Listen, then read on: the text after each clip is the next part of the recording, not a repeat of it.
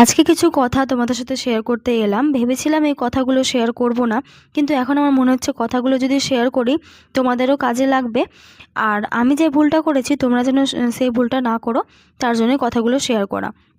আমাকে একটা দোকানদার বলেছিল আমার থেকে কেক নিয়ে সে সেল করবে। তাও আবার কেমন, যখন তারা অর্ডার আসবে তখন সে আমাকে ফোন করে বলবে তার কথা মতো আমি কেক বানিয়ে দেবো।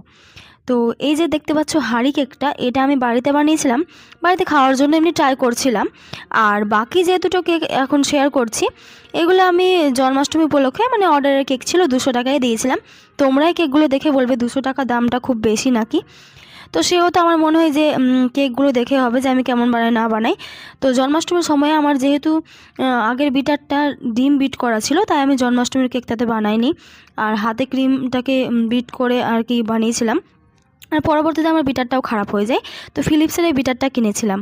তো ফিলিপসের বিটারের দাম তোমরা আশা করি জানো, আর যারা জানো না তো সার্চ করে নিতে পারো। তো আমি বিটারটা কোন সাহসে কিনেছিলাম জানো? কারণ আমাকে যে কেক নিত সে আমাকে বলেছিল টিচার যদি আমার প্রচুর কেক লাগবে, 20-25টা তো লাগবেই, আমি সেরকম নেব।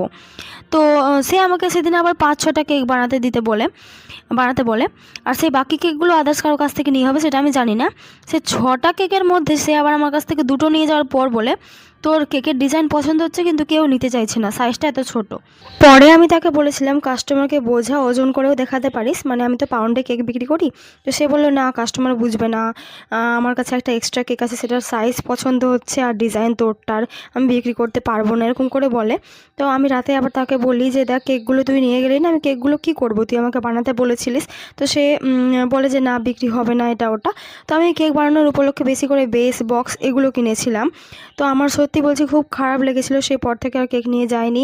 আমি এক্সট্রা 2টো কেক বিক্রি করি, আর 2টো কেক তো আমার নষ্টই হয়ে গেছিলো। তো একটাই কথা বলতে চাই, যদি তোমাদেরকেও এরকম কেউ বলে যে আমি কেক নেব, তো তোমরা সব রকম কথা করে তারপর কনফার্ম করবে, যেটা আমি করিনি, এটা আমারই ভুল ছিল।